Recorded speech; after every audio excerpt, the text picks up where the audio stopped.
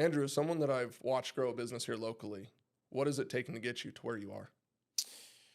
That's a great question. So I would say some things that has gotten me to this point would be just a love for what I do. I Yeah. mean, certainly any type of business that you may do, you want to have some type of passion and desire for it. So I really enjoy what we do. I've been, shaving ice and doing the food truck thing for a long time, since I was 13 years old. And it just kind of transitioned into opening the store and do what we do now. But I think it's really important to enjoy what you do, and that's kind of our background. It was kind of a side thing that started for us, right? It wasn't like something that we really had to do, or like, hey, we want to open an ice cream shop, a dessert shop. It just kind of transitioned into that. But a good support team, and having those desires and dreams to get there. Yeah. You said like a support team. What's that mean to you? What comes to mind when you say that? I mean, for me particularly, my wife. Yeah. I mean, I certainly wouldn't be where I'm at without a lot of things that she's helped me get through, and her belief in what we can do as a team together. When we first started the shaved ice truck, it was just her and I. That was it. We opened the window and we were like, we're not gonna be that busy, and we just had like a ton of people there, and we were freaking out together. And fast forward 7 years later, and we're doing the same thing at a grand opening of our store. So I think it's really important to have a good team around you. Certainly you don't have to have that, but it certainly helps to have other people who believe in what you do and kind of push you to be as successful as you can be. Sure. And then moving past that, as you kind of continue to grow and scale, like how long until you had your first employee, or what did that look like? Yeah, so when we opened the truck back in 2017, it was my wife and I, and then soon after we had the really busy weekends, we said we need some help. So kind of my first areas to look for help was some of my friends in the community that I already knew. Yeah. And actually one of the guys that first ever helped me out of the food truck, he still works for us to this day. One of my good friends, his name's Quinn, and man, we've been shaving ice together for a long time. So I would say our first employee we had to bring on pretty quickly, just because it got so overwhelming pretty quickly. But yeah, I think it's really important to have good staff and a good team. Those things can only go as far as the help you have sometimes. Yeah, you're super limited at some point, right? Definitely. Yeah, I mean, you get to a point where it's like, certainly as a business owner, right? I think you get to a point where you can kind of take a step back and say, okay, these are things that have to be done for the business: accounting, payroll, inventory.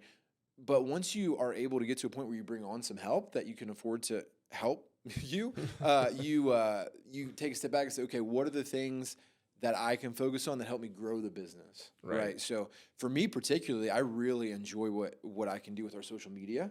And so I love, trying to grow our TikTok page, our Instagram, Facebook, all that stuff. And so I enjoy doing that. And I've seen firsthand how it literally brings people in the door. I was on a TikTok live the other day. I've been trying to get more into TikTok lately. I was on a TikTok live the other day, and I was talking to the camera. I was talking to all 4,000 people. I don't have a lot of people that watch, but at any rate, I was doing my little TikTok live, and I said, "All right, guys, I'm gonna have a customer come in. I can see him coming through the door. He's gonna think I'm really weird because I'm talking to my phone." He was an older guy, right? Yeah. So I mean, he must have been, I guess, like late 70s, early 80s. I'm like, he's going to have no idea what TikTok is. I said, so give me 1 second. I'm going to get his order. I'll be right back with you. And he walks in. I'm like, hey, how are you? He goes, no joke. He walks in and he says, hey, I found you on TikTok. I'm like, are you for real? That's amazing. I know, it really was. So I say that to say, don't ever have limitations on who you think may come across your stuff. But I was talking about, as a business owner, I think it's important to get to a point where you can bring on that help, but then take a step back and audit yourself and audit your business and say, where do I want to be next year? Set like realistic goals, whether it be sales, whether it be new customers, whether it be, different contacts you want to make in the community, whatever your goal is, set your goal, but then say, okay, what do I need to do personally to get us to that point? And then when you have that help, delegate those different tasks to other people that sometimes do a lot better than I can, right? Absolutely. We have to do inventory. We have to obviously make sure that the store is clean. I'll clean the store. I have no problem doing that. I'll do whatever it takes to get the job done. I'm not the best at it. I prefer to do some other things. But I think as a business, that's what helps you grow. Yeah, I think it's kind of interesting when you can be in the position in business where whatever comes to the top of the priority list, you can take care of. Yes, definitely. If you can't, that's a hard time, because now you're having to juggle, and that's when things start to fall, and you might miss a step or not take care of something. And I would say that's when it kind of gets stressful, right? Where you're like, hey, I know there's certain things I have to get to grow the business, but I just can't get to it. And it's unfortunate for some businesses that have those key players, in place, but then you lose them, or they go somewhere else, or they move out, or whatever it might be. And you're like, darn, this is going to set me back a little bit. So just trying to always stay on top of it as best as you can. Where are you at in that journey of balancing that? Yeah, so last year we opened our first store almost a year ago now. April 30th will be 1 year. Have a little celebration here soon enough. And that first year was a whirlwind. It was just absolutely insane. Thankfully, the community came out. We were crazy busy. We had enough staff. And then fall and winter, as an ice cream shop, certainly you slow down a bit. It gives you a second to kind of regroup and, try and tidy up some things that you weren't able to get to. But now we're getting back to that busy season again. So we've had to... We've interviewed on Friday, I think 10 kids potentially for some spots with us, but we had like 186 applications. Wow. Yeah, I posted a link and I was like, hey, we need some help. But nobody wants to work. Yeah, exactly right. Yeah, nobody wants to make any money. 186 applications. Wow. And so at any rate, we interviewed some kids. And so where I'm at in that process right now, we've got some really good staff. But we're gonna need to add some more, certainly, and so we're in that transition point of finding the right people that we think would fit well on the team. It's a balancing act for me personally, right? Because I love interacting with the customers. Like whenever we have a busy day at the store, I love being in there and just talking with the customers. I truly am so thankful when customers come in, because I've seen working from a truck and we did well. We had some slow days, had some busy days, and it was such a big risk and such a big investment opening the store. I mean, that was a big, nothing's cheap anymore, right? So we built it from scratch. And so it was a really big upfront investment. And so when I see customers come in and we're busy, I'm like, man, I really am thankful. And I really enjoy being in there and talking with them and making their products. But then sometimes I get in there and I'm like, man, I've been in here all day. I was supposed to do this. I was supposed to email this person. I got to get this to this. And it's but I enjoy that. But then I almost have to force myself to do other things because I know it's best for, what I want the store to be eventually. You almost re-find your love for it, right? Then you go work on that other stuff and you're like, I just want to go back to making some ice cream and making people smile and having a good time. Yeah, it depends on the day and the week, because certainly some days I'm like, man, I've been in here all day. I want to make some social media. I want to do these things. But, find what you enjoy doing in your business. See if you can, make more time for that. It seems that's what you're kind of doing here with your podcast. Yes. You're like, hey, we've done well with our business, and, I've had to do these things that maybe it's not my favorite, but I do it anyway. But I like podcasting, like meeting other people. And so that's similar to what you do, I think, now, and trying to find some things that you enjoy doing. Yeah, and then I might be here till 8 tonight to just make up for all the things that I didn't get done. But that's the part that you love, or you have to do both to transition maybe to fully. Because if this starts to bring in enough, or you can make revenue off of it on its own or whatever and justify. I think that's a fun thing, is when you can try to hack your own job, right? You're like, I want to be this, or I want my day-to-day to look like this. How do I put myself in that position? And Definitely. That's where you go try to... For sure. It never works out exactly how you want. But not exactly as you would think in your mind. But, if you have those goals and you try to get towards them, I think you can get there. Absolutely. For sure. What's currently on your mind in business? What, the nitty gritty? What are you working on? What are you figuring out? I mean, I know you said you're hiring a lot, so kind of ramp it up. We've been hiring a lot, and as an ice cream shop, dessert shop specifically, shaved ice. We do a lot of shaved ice. We're getting into the busy season now. So what I've noticed from what we do as a restaurant, whatever you want to categorize us as, is certainly the sunny days, the nice days, you'll have more foot traffic. I think that's generally the case for a lot of restaurants in general. Like when it's cold and snowing, you're not as busy as you would be on a nice day. But specifically what I saw and what we did last year was the events that we put on for the community. Like we did pictures with Santa around Christmas, but then I also got a Grinch costume. So we had, on one side, we had the Grinch, on the other side, we had Santa. And so you could take pictures with both, or you could choose. And so I always like to do things a little bit differently than what you would normally see. Like you go to the mall, you get pictures with Santa, but I was like, let's do a little different. So what's on my mind going into the spring and summer is looking forward and planning out, okay, I know spring break is next week for our area. So what are some things I have planned? What do I want to do to bring in some extra excitement and interest into what we do? And that's kind of where I got caught up last year, is I got so busy in what we were doing, which was great. I mean, you're in business to do well, but you kind of want to take a step back and look forward. Okay, what's next month? What events are going on here? And so that's kind of what I've been working on recently. We're going to do a really fun event on Saturday to kick off spring break week. And then, just trying to plan out what I want the next few months to look like.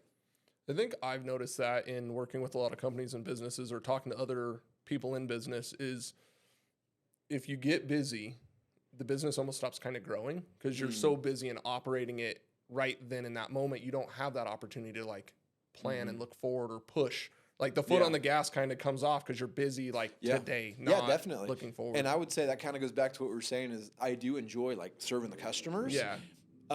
And, you know, I do think I do a really good job with it. And so it's kind of hard to, you know, delegate that task to other staff that we have, which I do. Obviously, they're alongside helping me. But like if I think I could find the person that, you know, is like me with customers, then I'd be more comfortable being like, hey, he's got it covered, those type of things.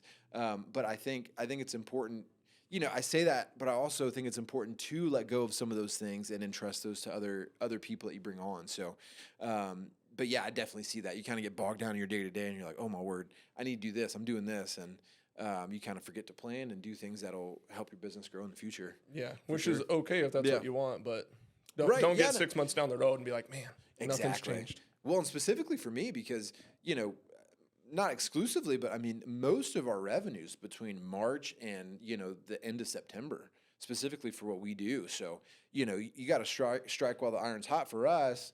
But then you're right. If I get bogged down in the weeds and it's, you know, mid-July and I'm like, darn, I'm in the store every day making stuff, which I have fun doing. Then I get to September, like, oh man, there were so many events and fun things I had planned I didn't get to. Yeah. So yeah, I think it's important to take a step back and, you know, write down some things that you want to see for your business for that year and make plans to have that happen. So would you say early on you were kind of looking at day to day, week by week, and now you're looking at like by year type thing or month to month and year to year? And you know, it may be because we opened last year, right? I mean, we were building the store. I was painting the walls. I was hanging up TVs and making menus. Like these are just like the nitty gritty things that you have to do when you open a brand new location. And so, you know, that was kind of my focus for last year. But now that we've had some time to kind of settle in and get a flow and get some great team members on staff, I think it is allowing me to take that time to plan out what needs to be done. So, yeah, I foresee this year to be, you know, a lot more successful than last year even. Love it. Yeah. Constant improvement, right? That's what I'm shooting for. I mean, you know, I don't think it's the main goal is, you know, a lot of businesses have certain goals for what they want to do, whether it be revenue, whether it be just having fun. I mean, it doesn't have to be trying to make the most money. Yeah. I don't think, and you know, I believe that to be true. If your focus is to make the most amount of money, like you'll have some great years, but I think eventually it's not going to pan out. Like you have to have another reason that you're in business and aiming for those different goals for sure. What are your reasons you're in business? You know, looking back like 7-8 years ago when we first started the food truck, I never envisioned we'd have a store like we do now. And so the more that I grew and the more that I saw customers enjoy what we do, it kind of drove me to see that for what we do. But specifically for me over the past, I guess, 6 years, my oldest is 6 now. We have 3 kids now. And so once I had my firstborn and then we had a second, and then most recently my youngest is 2, it just kind of changed something in what I do with my business. Whereas, you know, before I had kids, it was fun. It was a great side gig that I did. And, but now that I have kids, I feel like I want to, you know, grow something for them. And, you know, whether that's something they want to do themselves one day or not, that's fine. But at least to show them like, hey, this is something Dad really enjoyed doing. And it turned into something that, you know, grew. And so whatever they might want to do, whatever it might be, I got a little dirt bike from my oldest, against the wishes of my wife. But I got him a little Honda CRF 50. The first time I ever bought something for him that I didn't tell her, I just bought it, put it in my truck and brought it home. She's like, what is this? I'm like, he'll be fine. So maybe he wants to be a dirt bike rider, motocross star. I don't know, whatever they want to do. You know, if they have those visions and those ideas for their lives, if they really want it, they can, you know, put their mind to it and do it. So that's kind of what drove me to open the store and see what I can expand it to. I've told people I liken it to, I love playing basketball in high school when I was growing up. I liken it to like playing sports, right? Like if you're really good in high school, you're going to be able to play college. If you're really good in college, potentially you could play in the NBA. And so I kind of liken that to what we do with the food truck. I did pretty well with it. I'm like, well, what else can I do? And it kind of pushed me to open the store. And I'm like, now the store's doing well. I'm like, what else can I do? So it's never really been about money for me, honestly. I mean, it's a great side thing, you know, if you do well, you know, revenue's great. But it's never been the main purpose for what we do. I think you have to have that other purpose and reason that you do what you do. And then opening up like the food truck and stuff, that you had you've done shaved ice before, right? Long and like, time. Yeah. So it wasn't that you were doing something totally left field for yourself. You're kind of True. reigniting something you learned. Like, what's the history kind of behind that? Yeah. So for me specifically, I started shaving ice out of a food truck when I was 13 back in I'm originally from South Carolina. So back home in South Carolina, it could be in the summer. If it's midnight, it's hot and humid. We used to do events. So I worked for my high school history teacher. He had a food truck just like the one that I had here in Colorado. And we would be doing like events for colleges at midnight. We did like an event from like midnight to 4 a.m. Like kids were coming out to get snow cones from the college. And I'm like, man, it was so different back home because it was so hot and humid. But that's kind of where I started. I was 13 years old. It was a great high school and summer job. And then I graduated with a business degree. I was a business banker for some time. And then I said, you know what? I remember working for that guy, and he had fun, and he actually made some decent money because I helped him all those years, and I saw how well he did. And so I said, let's just do this on the side. And it grew into something that was much bigger than we thought it would be. And, the more that I pushed myself to perfect it, I really started to enjoy it. And here we are today. And then you're back to it. Have you always kind of been like entrepreneurial mindset, or thought you'd have a business? No, not at all. No, my wife, I have to credit my wife for kind of pushing me in those areas. Yeah.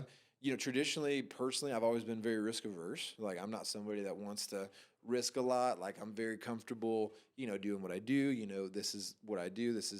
But she kind of pushed me and really believe, this is something that could be a lot more successful. And so I think that's something that's a part of people that can grow as well. Some people are obviously naturally born like, sure, I'm going to, put my entire life savings into Bitcoin, whatever it might be. No knock on Bitcoin, by the way. But I'm just saying, putting all their life savings into one thing, and they just love it. They just believe in it that much. Yeah, they're a little bit, maybe they've got that side of them that's a little bit of a gambler, and it pays off sometimes it doesn't. But for people like me who are very much like, well, I don't know, I don't want to risk this or do that, I think that's a part of you that you can, grow. Just like back in the day, honestly, I couldn't talk to anybody. Like, I was very introverted growing up. Oh, yeah.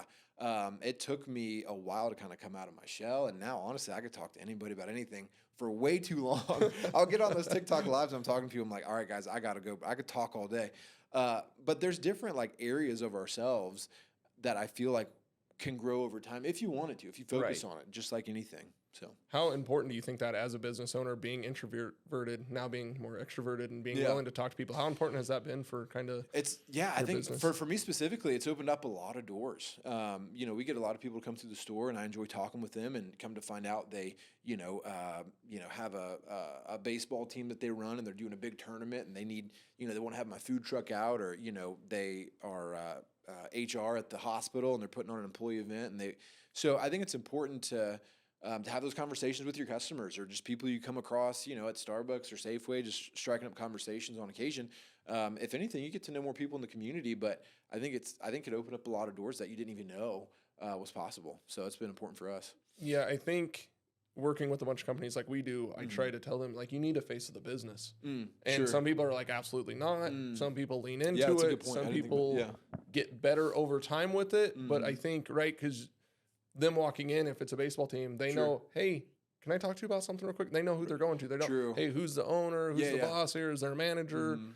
And I've noticed that. I've noticed that specifically with what we do.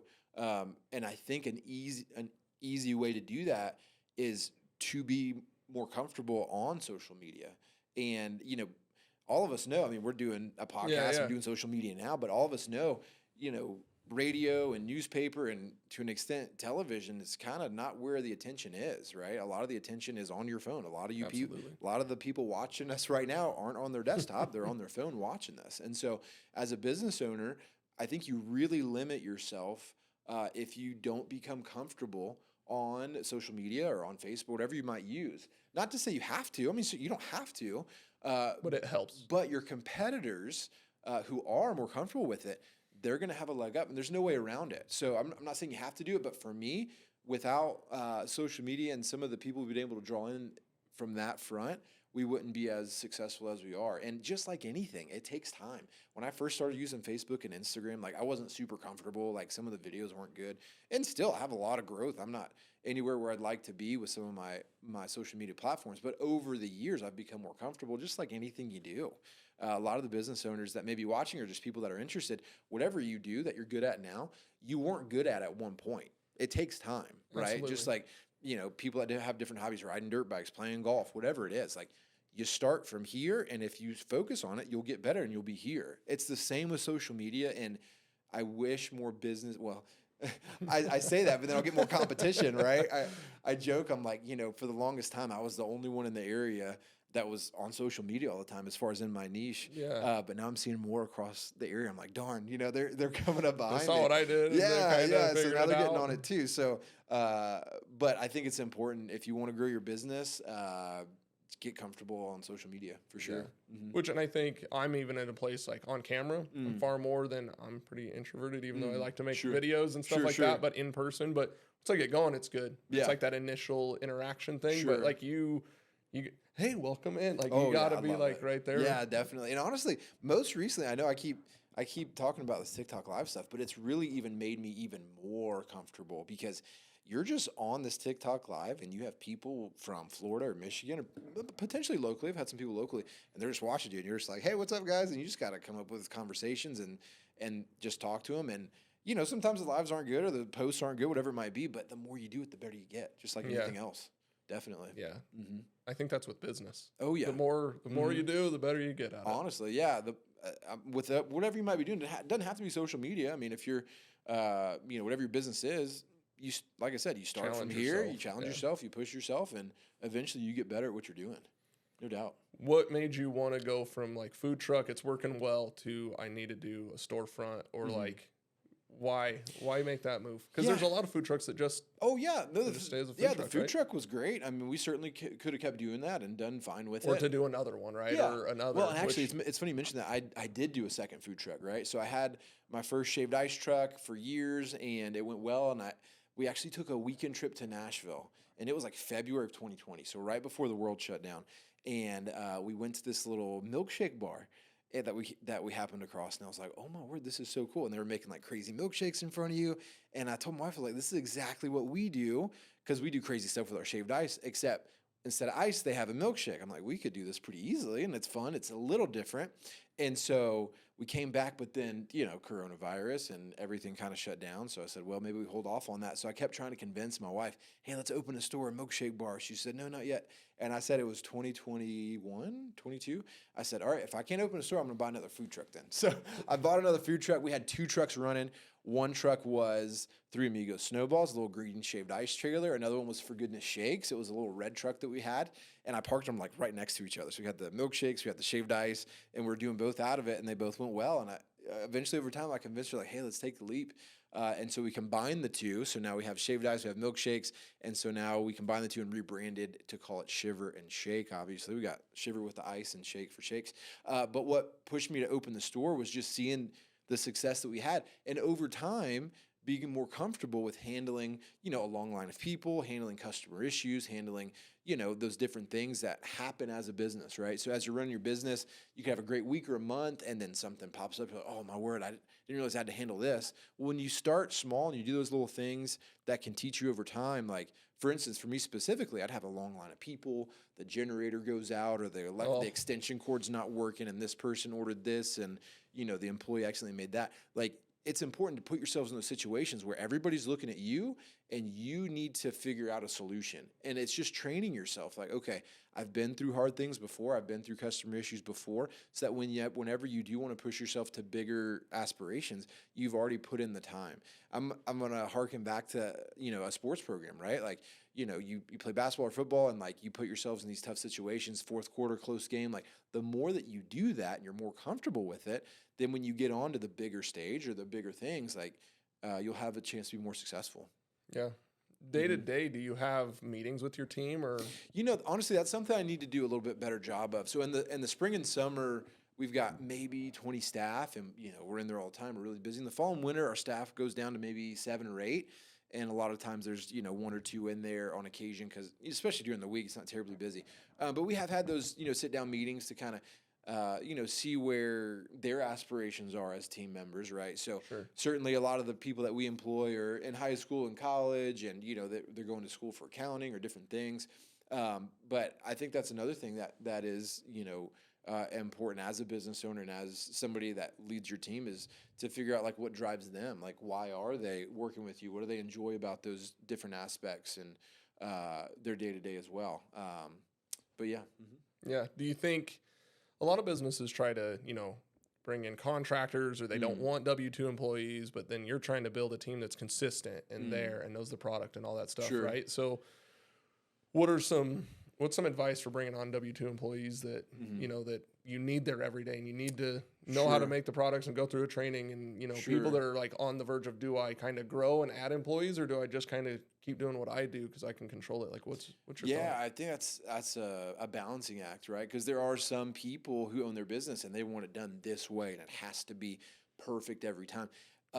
And certainly we enjoy having a very consistent product with what we do. But I think it's important to know, as a business owner, as you bring on employees and people that you bring alongside, nobody is ever going to care about your business as much as you do, right? I think some of us have heard that from other, you know, business speakers before, but it's so true. Like, take a step back. I own the business. Like, this is part of who I am. You know, the people I bring on, they want to help us be more successful and do a good job. But at the end of the day, it's not their business, right? So you can't expect them to be as, you know, to hold your business to such a high standard. Not to say you don't want great employees that do a good job and those type of things. But I think that's step one, is realizing, hey, nobody's going to care as much as I do, right? Right. But then as you look for people to bring alongside you and different team members, kind of think about, what do you want in an employee, right? You want someone that's consistent. You want someone that, you know, takes care of the product, does a good job, and listens to instruction, but as timely. I mean, these are basic things as for what I do, right? When we do interviews, like, hey, did they show up on time? Are they dressed well? Can they speak well? I think that's really important for what we do. Like, when I interview kids, you know, I have a list of questions, but really all I'm trying to do is to see if they can conversate, right? Yeah. Because when we have customers come in, we want them to say, hey, welcome in. How's your day doing? How's your day going? What are you doing this week? Like, that's something that people enjoy doing. The more personable you can be. Yes, definitely. I think the more personable, and not every business and industry is that a requirement. And technically it's not a requirement for what we do, but we are a place that people come and have fun. They bring their kids, you know, they have birthday parties. And so I think for us specifically, I look for those people who are outgoing, who want to talk, who are very, you know, excited about coming in and speaking with us. But yeah, that's kind of what we look for in our staff. Yeah. When you say you started with the food truck and then you went to the storefront, do you think if you would have done the storefront first, it would have failed? Or do you think, like, you had to do the food truck? Or if somebody's looking at doing those things, like, what? Sure. If we would have gone straight to opening the store, it would not be nearly as successful. There's no doubt. So I would suggest anyone that, you know, likes food, they have a food, you're thinking about a food truck, opening a restaurant, I would definitely suggest doing a food truck, or, you know, even like a little pop-up stand, something consistently. First of all, you get to figure out, hey, how do I make my product? What do customers like? It allows you to get through those difficult days or times, you know, with customer issues. But then we were able to build like 7 years of a following, right? So we started our social media pages, we posted about what we do, like we delivered a consistent product. And then when we opened the store, we had all this excitement, right? So we built that base, and whether it's food or whatever business you might be doing, you know, I think you don't have to start small, certainly, but it allows you to build that base. So I would definitely suggest people that are interested in starting a business or doing things, you know, on a bigger scale, like, start small first. Like, make sure you like it, make sure you got, you know, all your inventory in order, your suppliers, whatever it might be. And then whenever you want to grow and do something a little bit bigger, you've already got that base. So certainly our store has been more successful because of all those years I put in. There's no doubt. It would have been way, way, way harder at the beginning. Yes, a lot harder. I don't think, I mean, who knows? I mean, you hate to think about it, but I mean, who knows if it would have been an open and closed type business? I don't know. But we would not have been able to handle the influx of people. You know, another big thing for me is efficiency. Like, for me, high efficiency for me means higher revenue, right? So not at the sacrifice of quality of the product. But man, when we have a line of people, like, I pride ourselves on getting a great product out to the customer, but doing it efficiently and with great customer service. So that's something we were able to work on over the years, and like kind of, you know, working out the food truck, I was able to figure out, okay, this goes here, so that when they order this, like, it's right out the window, like things like that. You're able to kind of hone in different things. Are you trying to, like, McDonald's, you go through the drive-thru and they track how long it takes from the time you order it to the time you hand it to them. Are you looking at stuff like that? Yeah, definitely. So we're not, I'm sure I don't have all the systems that McDonald's or some of these big corporations have, but yeah, we have a kitchen display system that tells us when the order came in. It tells us how many minutes they waited. I remember last year, it was probably a month in, thankfully we were so busy. Like I truly am thankful to see all these customers come in, but it was a night where, you could hardly get into the store, and it was about 20 minutes before closing, and we had this huge volleyball team come in. There must have been like 12 kids. It's 15. Like when the bus rolls up. Exactly. Like, yeah, their parents came in. Like, I'm like, well, thankfully, hey, great, more business. But then I'm like, oh my word, they're gonna be waiting forever. I think there was like 6 of us working. And McDonald's obviously got like 20 employees at a time or more, but for what we do, 6 or 7 people in that little area is busy. It's a lot of staff I had on hand. And from the time that group walked in to the time they got their product was like 20 minutes, which I thought was great because they had to wait in line just to order. So yeah, I think efficiency is really important, but not at the sacrifice of a good product and good customer service. And those are things that come first, right? You don't want to get something out really quickly and it's like, oh, this isn't even good. Or like the staff wasn't even there, that nice, right? So certainly, quality product and great service is first, but then if you can hone in your efficiency, your revenue goes way up. I think the best example of that is Chick-fil-A. And whenever I open my store, I like to tell people I wanted to be the Chick-fil-A of dessert shops. It's like it's what they do, in my opinion, is so consistent. Their customer service is great, and also the thing for me, like, it's very rare to have a bad experience at Chick-fil-A, but if you do, that they're going to make it right. Yeah, they're going to, hey, here's 5, be our guest chicken sandwiches, right? And we're the same way. Like, we want everyone to have a great experience. And for the most part, from what we hear from our customers, they do. But on that rare occasion, we messed up or we did something wrong, do whatever you can to make it right. And I think in any business, as a great business owner, you'll know that because, for me, like, what's it cost me to make a shake, right? My product cost isn't that high. Right. So if I need to give them a new product or give them a coupon or a gift card, like, that doesn't really cost me anything, but you're saving potentially a customer. And you're getting a better word of mouth. And you're returning customers, everything. Definitely. It's up. If there's any marketing that is number one, it's word of mouth. There's no doubt. Social media is great, but if you don't have good word of mouth marketing, like, these are customers coming in to see you or doing business with you or bringing their truck to you for an oil change. Like, if they have a great experience and that word of mouth can go throughout the community, you'll have returning business for a very long time. So I think it's the number one. So how do you go about usually dealing with those negative moments? And although they're a lot better, more good than bad, but sure. Well, I think it's just being prepared, right? So when we do big events at the store, we get a lot of new people that have never seen us before. We get really busy. And I just know statistically, if we get this many people in between 4 and 8 p.m., there's going to be some issues because you're super crowded. Maybe you plan to have to be overstaffed that day, but somebody called out sick and you're like, now you're shorthanded. There's going to be issues. So just prepare yourself, right?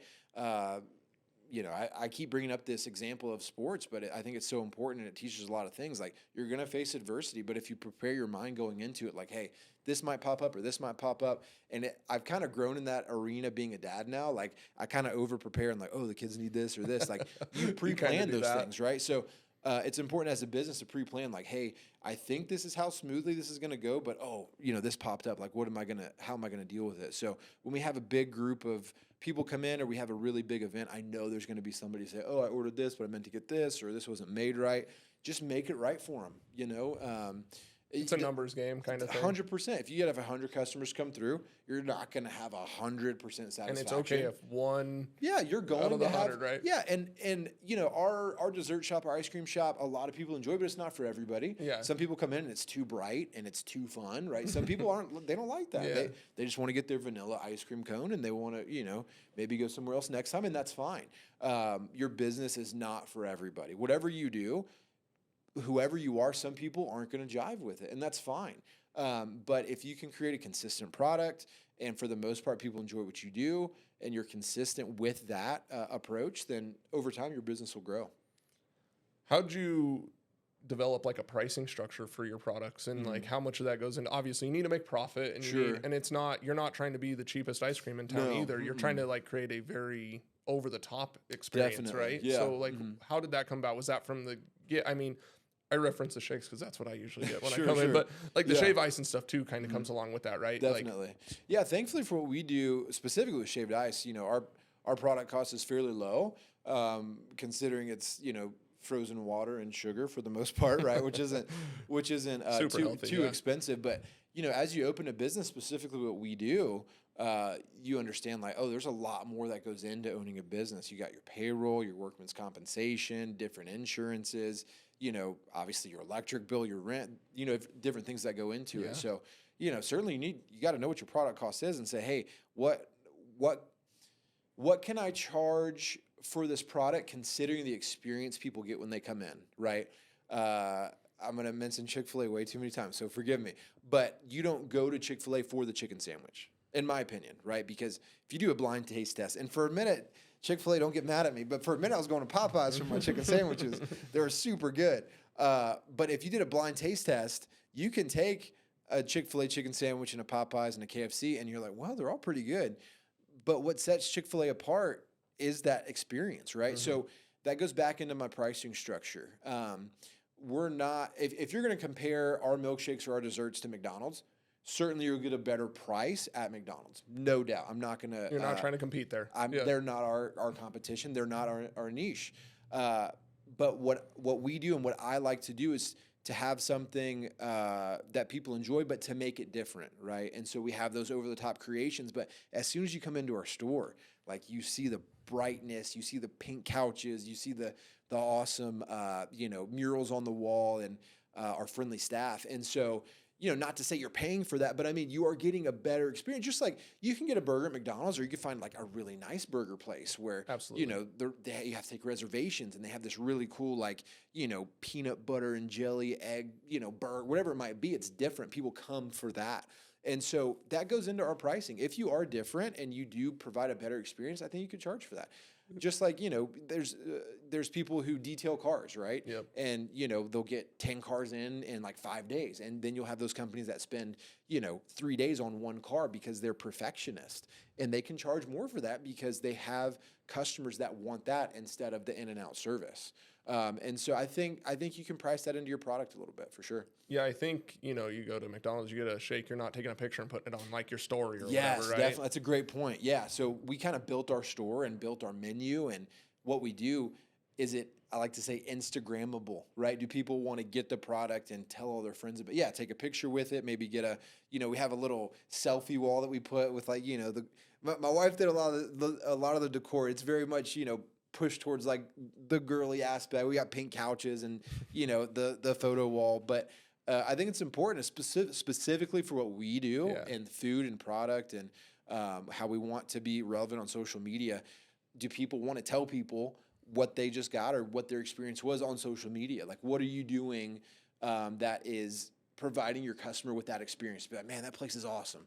I think that's a great way to grow your business. Yeah. So you look and develop products. You're like, how exactly? Like, what can I do to make this like really crazy? I mean, certainly we have like the basic things. Like for a while, I considered not having vanilla in the store. I said, we're not going to have vanilla because that's too boring. What do you know? Vanilla is our most popular flavor.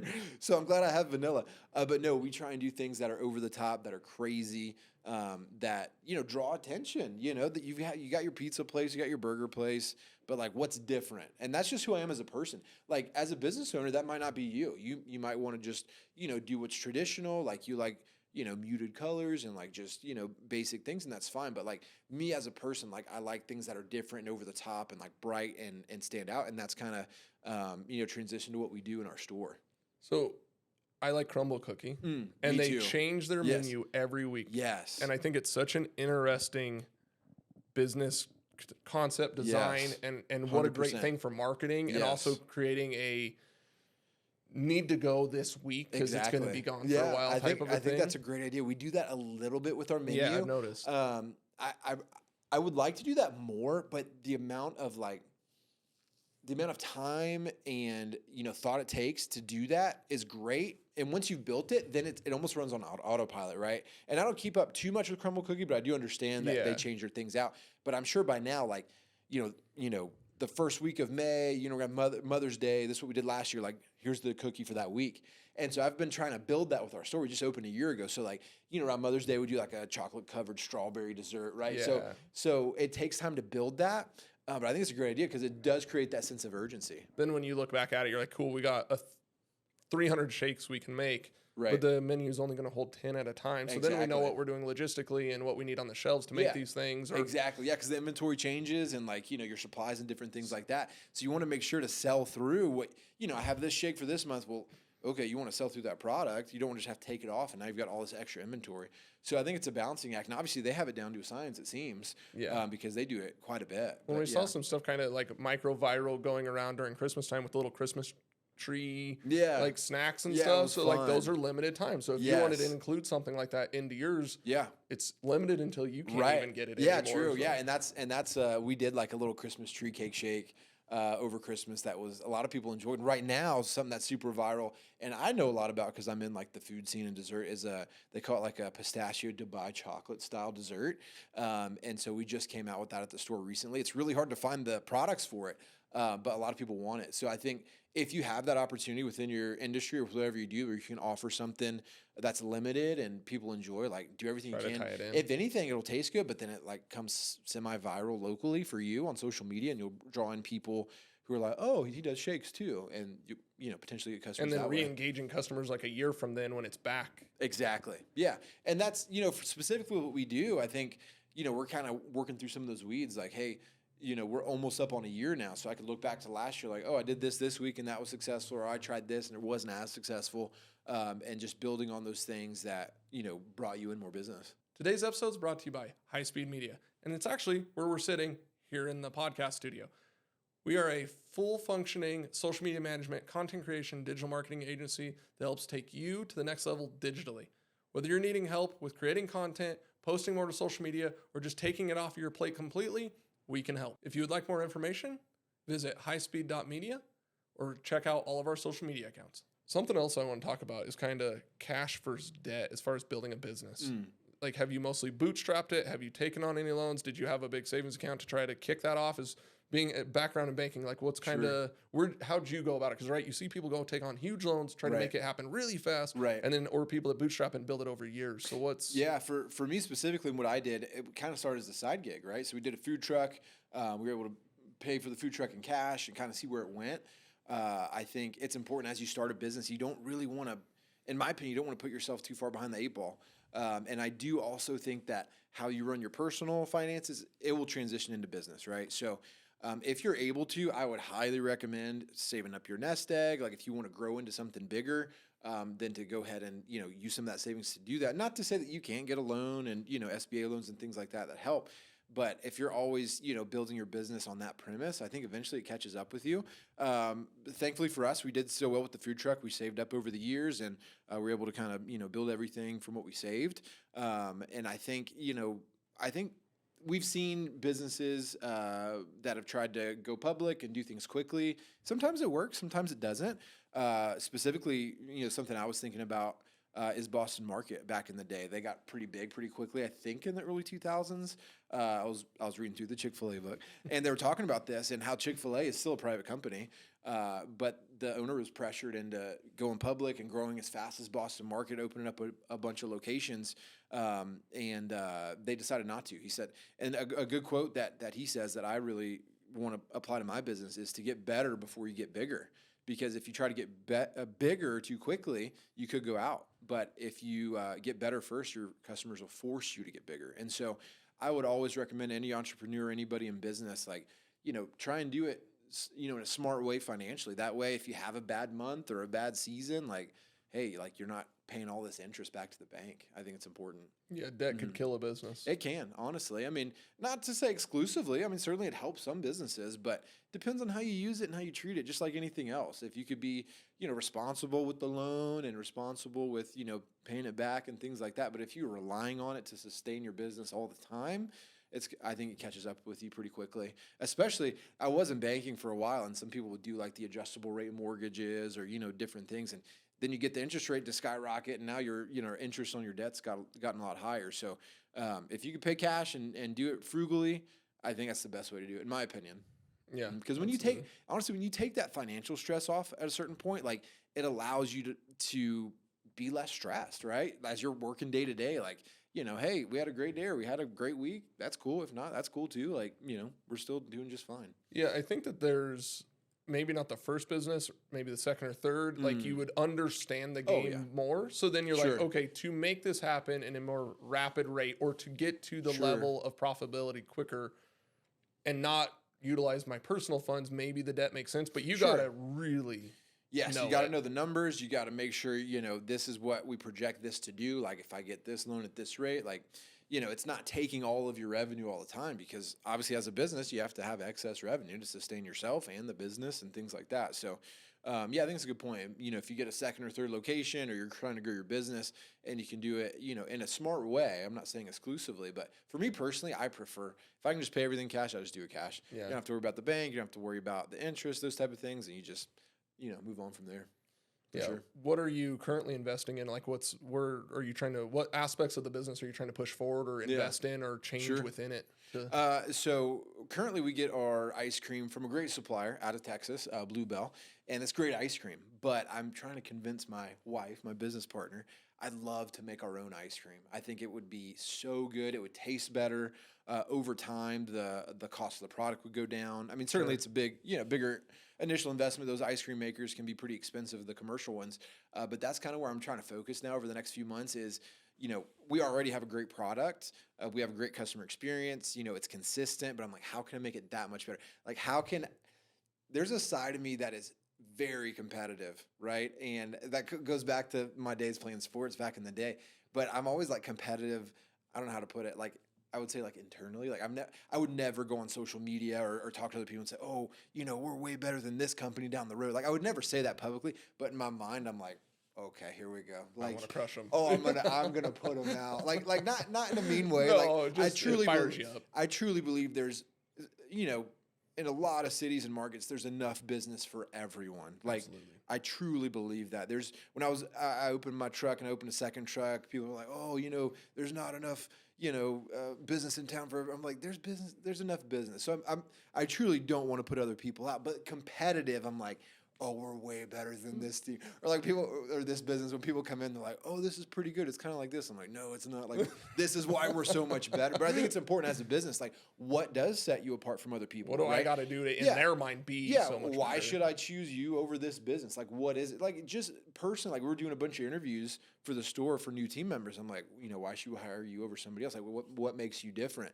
And so for us specifically, I know that there's so many things on our business that we already crush at. And I'm like, how can we push ourselves to be even better? Another business quote that I like to refer to is, every year, every season, every month, whatever it is, whatever your time frame is, what would you do to put yourself out of business, right? What would someone else do down the road? They're like, oh, darn, they're doing this, or they brought this out. Like, shoot, I should have done that. Like, they're going to get that market. You got to be innovating, right? Always think like, hey, how can I put myself out? And so that way you're always pushing yourself to be the best. And so for me specifically, if we have the best tasting, people generally don't come to us just for a scoop of ice cream. I mean, we do it. Right. But if we can capture that market too, of like, hey, they have the best ice cream, I don't see I don't see in what area anybody can say anywhere else is better. And that's what I'm striving for. Do you do like the whole like Barstool Sports like testing of ice cream when you travel around and try different people's ice creams? Well, so it doesn't help that my wife and I just love ice cream in general. Although when we're in the store, we rarely eat it just because like we're always making it and dealing with it. Sure. But certainly we visit different towns. We're always checking out different ice cream shops or dessert shops and what they do and like different things that maybe we can apply to what we do. But yeah, I mean, certainly you could be like an ice cream connoisseur for sure. And we found a really good one up in Denver that we're trying to like, if we could have ice cream like this, like how could we really bring that down to our market? So that's cool. I think it's important in whatever you do, to strive to be the best. I think it pushes you to get outside of your limits. And I think that's when you could become really, really successful. Yeah, as focused as you are in the business, you're kind of keeping an eye on everything else going on. So you know how to adjust your business to keep up with everything. maybe even as a business owner, put yourself in your customer's shoes. For us specifically, I walk into my store and I'm like, okay, pretend I've never been in here. Like, what are my first impressions? What are some things that I'd like to see that I don't see? And like audit yourself sometimes, or even have friends and family come in and like, be open to criticism. I think that's an important trait too. Like, hey, I think I do a lot of things well, but I'm not perfect. We never are, certainly. What can I do differently, or how can I change this? I think some of the best people in whatever they've done, I think that's a really important trait. This is controversial, but probably the best quarterback ever, Tom Brady, right?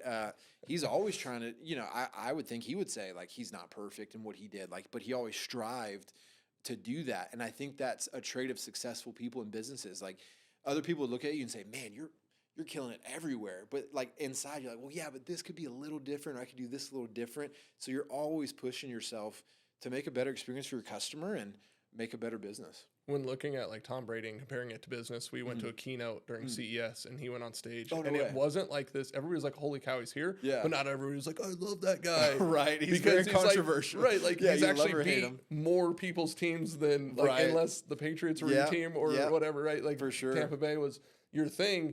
He probably was against you most of the time. Although great. Yeah. You might not love the guy because he's crushing it. I think at the end of the day, like the businesses and the people that are that controversial are usually the greatest, because the other people are, if Tom Brady wasn't your quarterback, you were jealous, right? Then nowadays with Patrick Mahomes, right, with the Chiefs, like if he's not your quarterback, if he was your quarterback, he's the greatest. Stoked, If he's not, he's like, man, he's always getting the calls. He's always doing this.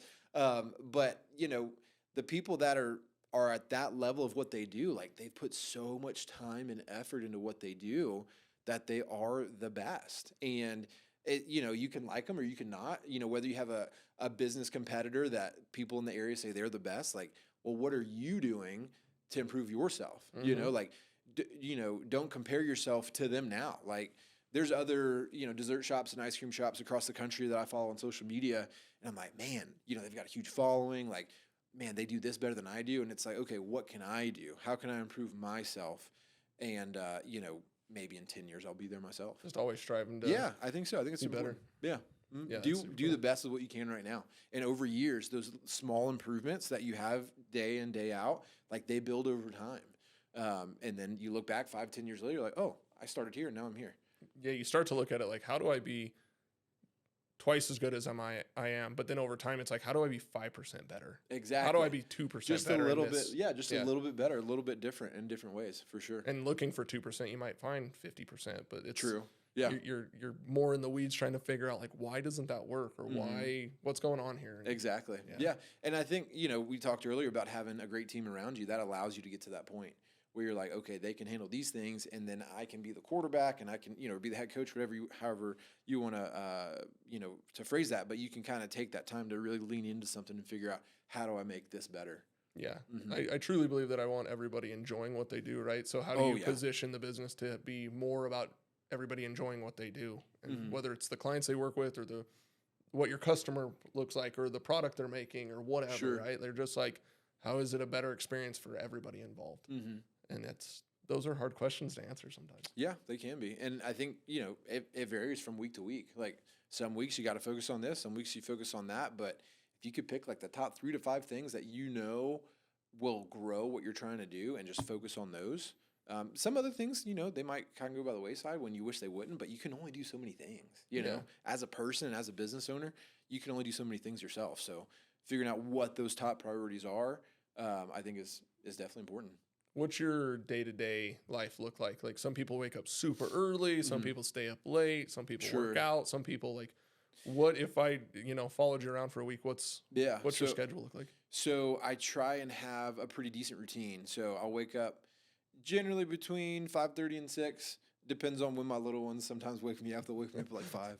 But if I get up pretty early, the first thing I like to do is check my email and just make sure there's no customers I need to get back to, or like different events around town that they're asking me to be at. So I'll check my email. I'll check previous day's sales at the store, check our inventory online, things like that. But I think it's really important. I've been really trying to be consistent in the gym as well. I think it kind of sets my mental on where it needs to be. I don't think that's another part of our store where we're at. I don't think I'd be where I'm at today without being consistent with the routine, specifically with the gym. My wife and I go together, and we enjoy spending time together there and pushing ourselves in that arena. And so it kind of pushes us mentally, like, hey, some mornings you wake up, you don't want to do certain things, but you do it anyway. And if you trained yourself over years, like whether I want to do it or not, I'm going to do it. Right. And in business, you see that sometimes. Like some days you get to do things you really like to do. Some days it's like, oh, this kind of sucks. I don't want to do it, but you do it anyway because it has to be done. So that's what my day-to-day looks like. Wake up, check the email. I'll get in the gym. I'll get my meals ready for the day. I get into the store. I'll get the store ready, and then I'll get to work on social media. That's like one of the top. Thankfully for me, I enjoy doing it, but I do think it's really important as well to grow the business. I've seen it firsthand. No, I've watched a lot of your content, and you've been consistent, and you're always trying different things. Thank you. I appreciate that. I think everybody gets too worried about what it looks like or what it feels like, but then you're not trying enough, so then you don't know. Yeah. Honestly, I mean, there's been a lot of stuff I put out, and I'm like, it wasn't that good. Like, people didn't really enjoy it. Other stuff, I'm like, this isn't going to be good, and people love it. So you just really never know, specifically with social media. But man, if I could tell myself one thing from 6 years ago, I mean, I think from the day I started my business with the food truck, I did social media pretty well, but even more recently, I've seen how much it grows if you're consistent. If I can go back 3 or 4 years ago, I would have been, on those platforms a lot more consistently. But going back to find the things in the business that help your business grow. It's a hard balance. Focus. Yeah, it's a really hard balance, honestly. And I mean, not to say we don't have personal lives. We don't have kids. We we don't have family members that we have to take care of sometimes. Like there's a lot. As a business owner, you have a lot of different arenas in your life. I like to call them buckets in your life. My wife and I talk about this. Like, I'm not just a business owner at all. Like that's a big part of who I am. But I'm also a dad. I'm a husband. I'm a friend. I'm a son. I'm all these different things. So like figuring out what in your life needs to be most important, like family, kids, business, and like focusing your time there. You're not always going to be killing it 100% of the time in every arena in your life. Right. You just won't. You can't do it. But what are the most important ones? And it's not to say some days it get out of whack and, hey, I should have done this better, done this differently. But overall, like taking a step back and saying what's most important in my life and focusing on those things. Yeah. Since I started the business, I feel like I have like a top 5 priority list in my head. Mm-hmm. And like, everything kind of stays similar there, but they move around. So one week it'll like, number 1 will go way to the top of the priority list, and I have to do this no matter what. Nothing else can come in and distract this or whatever. I have to get this done. Right. And then 2, if I get to 3, cool. But then the next week 4 could be 2 because of whatever happens, and I just constantly try to edit that. And if it's not in the top 5, don't try to plan it. Don't try to like. You try to set time aside for it, but if it's not fitting in there, then you gotta. It's definitely. weird. I agree. Prioritization is key, and you just constantly are shifting that. Mm-hmm. What then you get to the shop and you create content, and then are you there usually before people come in, or are you there? Yeah. So currently, right now, we open at noon. I'm usually in there around 11, so not too much early. But not to say, as a business owner, you're working from home, you're working from the coffee shop, you're working from. You've already checked your emails. You've already been working, but I get in the shop around 11 to kind of get things out, get my social media going, have some customers come in. That's usually when I jump on my TikTok live, let everybody know what we're making, start chatting with them. And yeah, I mean, it's a lot of fun doing those type of things, and then making the schedule. Thankfully, like I said, my wife is a business partner, and so we work alongside each other. So she takes some of the things off my plate that she's a lot better at. So she does a lot of the scheduling. She'll do a lot of the inventory sometimes. So that allows me to focus on different things that I'm better at and that I enjoy doing. Like she's very much everything has to be in its place and everything's clean, which is great. I mean, you need that in a restaurant and a store. That's not something that I'm really good at. So like she'll come in and, she'll get everything in order. Oh, we should have done this. I'm like, I know, I'm sorry. But like, I'm trying to focus on things that I know grow the business. Yeah. And she agrees. She's like, yes, I know it grows the business. That's a good partnership. But you have to have a good balance. But in my mind, I'm like, hey, we have team members that can, work on this and refill this and get inventory here. And then I can work on this. I'm just now getting to the point where I'm going to start allowing some of my team members that want to and that I think would do well to kind of take over some of my social media, specifically with like, we have some staff that really enjoy TikTok themselves. I'm like, hey, I might just give you my login. You can do the TikTok Make some TikToks. Let's see what happens, right? I mean, what's the worst that's going to happen if they like do something they shouldn't post it or something? But I guess something bad, but as long as they're intense, right? Yeah, I'll still have to screen it potentially, like send me the video before you post it. But you know what? You never know until you try. Like, they might do a much better job than I do. Their first thing could go get millions of views, and you're like, yeah, they're doing it better than I would. I'd be kind of jealous of that, right?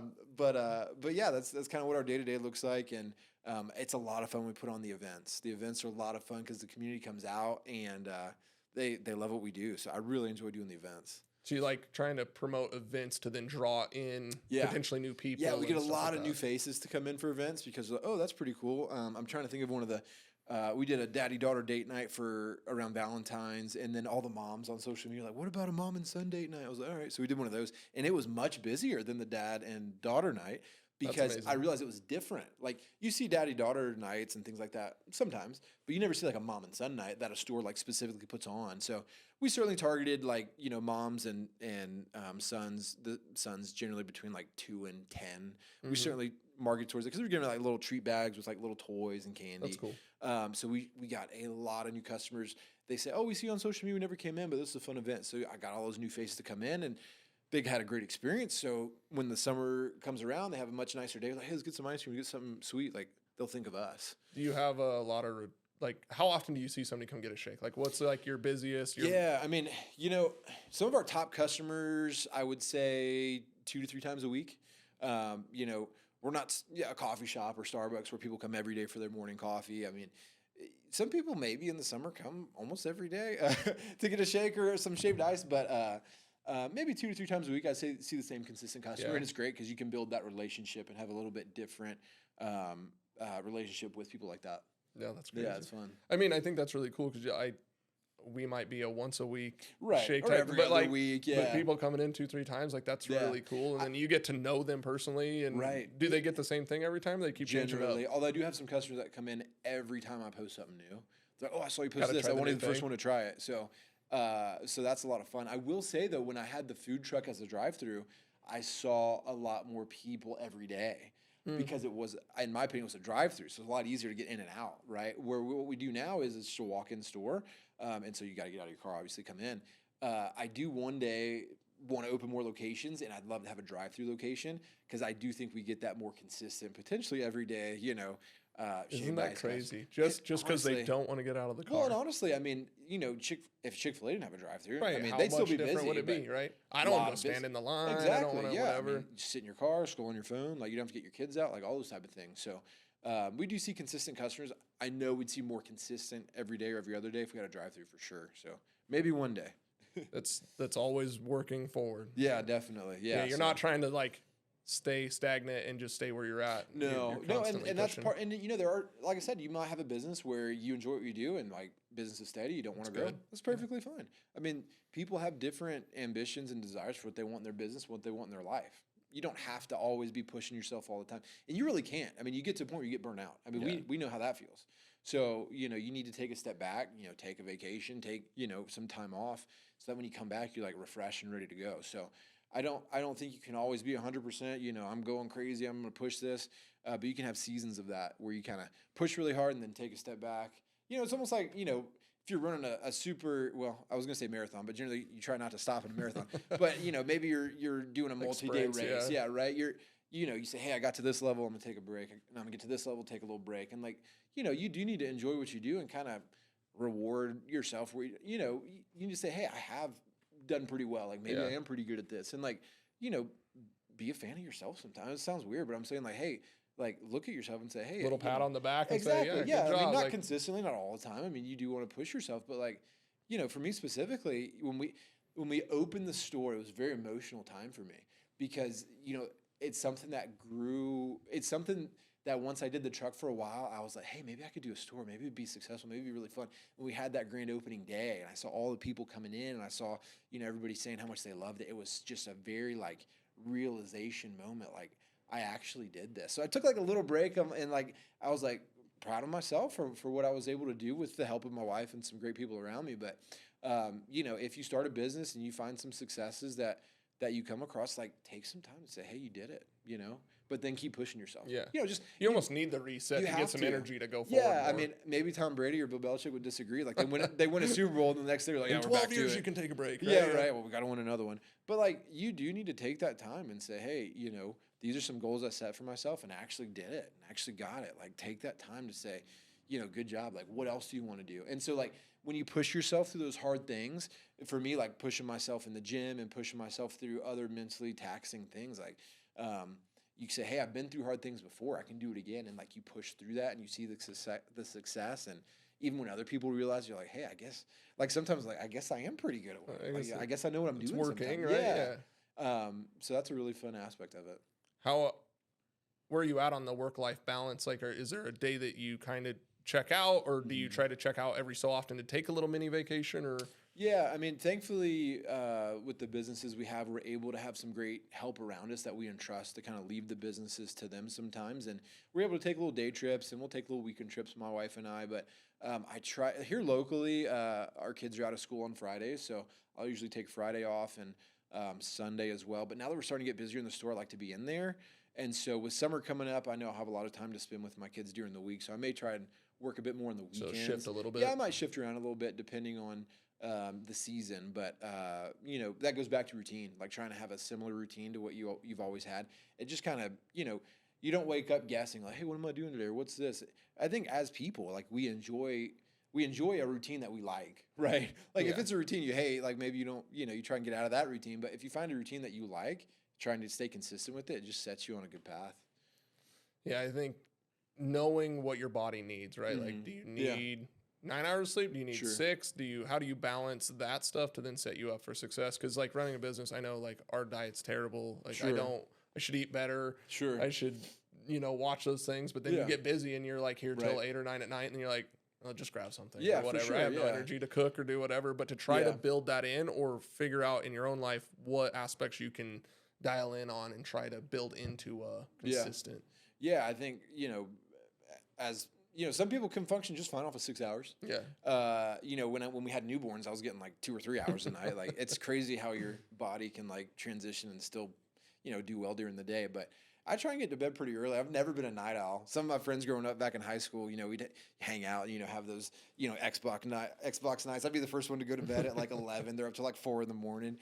They always called me like the grandpa. I'd go to bed early, but that's just me naturally. I always go to bed, right now, usually between 9:30 and 10, get up between 5 and 6 or so. So I'm getting a decent amount of sleep per night. Not that doesn't change, but, I think just being able to prepare for the day or the week ahead of time and like how much, and I have to credit my wife. She's been the one that's always, been a bit healthier than me, and she's always been into working out and exercise. So she kind of pushed me to be that way, over the years, but I've seen how much that's grown my business because it like I said, it resets. It's not so much physical. It's certainly physical, but it resets your mentality too. And like, this is the routine. This is what I'm gonna do during the day. And like, you just feel like not every day. I mean, certainly, I have my days when I'm in the ice cream shop and I, get some ice cream to bring home and things like that. I'm not saying exclusively all the time, but 80-20, most of the time you're sticking to your routine. You're doing things that help you feel better and like, allow you to be more successful in your business.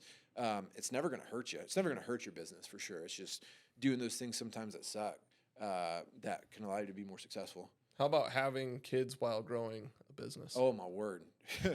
That's a lot to unpack there and something we're still working through because I have a 2, a 4, and a 6-year-old. So some days you have a plan for your business and what you want to do. And, your 2-year-old is throwing a temper tantrum in Walmart. And so now you got to figure out how to, put out that fire. So it's a balancing act. There's no doubt. If you got kids, you're trying to run a business, trying to grow a business, it can be, you wear a lot of different hats and you can make a plan for the day and your kids can have other ideas for you. But at the end of the day, it's a lot of fun because they get to see what you're doing. Right. And I think as business owners that have children and that start a business, like, one of your dreams one day is for your kids to like what you do potentially and, grow it even more. Doesn't have to be, but that's a benefit of having kids and growing a business alongside with your family is that, they're in the conversations about payroll and revenue and expenses, and they're going to be so far ahead of the game. If that's something they want to pursue themselves, like they're going to be so far ahead of it. Like, sports stars, like their kids grew up in the basketball gym with them. They saw them practice. Like they're around these other people like that. So they naturally learn. Yeah. If they want to pursue that, like they know the path, they know what it takes. They know the ups and the downs. And so I've seen my oldest kind of see some of that. I mean, he's only 6. I mean, there's a lot he doesn't understand, but he's in there scooping ice cream with me sometimes and cleaning tables and helping the customers. And he's always, hey, Dad, you're going to pay me, right? Like, you're going to pay this me. This isn't free. Yeah, I'm like, how about some ice cream? He's like, no, I want like $5. All right, I was like, we'll see. So that's the benefit of having kids. Certainly there's difficulties because there's certain things you want to try and get done as a business owner, and sometimes you can't. But, taking a step back and say, my kids are growing from this too, and it's beneficial for them for the most part. Love it. So to you, what does it mean to not suck at business? Or in personal life, just not suck in general and living the life you want to live the best that you can live it. Yeah, to not suck, I would say to find a routine and find things that you enjoy doing, right? And that's, it's easy to say whenever you get to that part in your life. Not to say I might not still live part of my life, and there's parts of my life that I really don't like at the time, but recently it's been a lot of fun. Life's just been a lot of fun. But finding those things that you enjoy doing and trying putting more of that into your business and in your personal life, I think that would help you to not suck. Certainly anyone that's really successful, I think in what they do, they enjoy what they do. And as they're doing things they like to do, they would say, this doesn't really suck too much. Like, I like it. And so I would say that's number one. Find what you enjoy, do more of that, and try and do less of what you don't enjoy doing. Not to say you still don't have to push yourself in arenas. Like, you have to train yourself mentally to sometimes do the things you don't like to do, but that gets you to the point of doing things you do like to do, right? My dream was never to, shave ice all the time and, be in a hot truck during the summer. But I was like, hey, if I do this successfully over a lot of years, maybe I can get to the point where I have a store and try and open more. So I'm always willing to do things I don't like to do. But if I can throw in things I really enjoy and do more of that, then maybe it doesn't suck.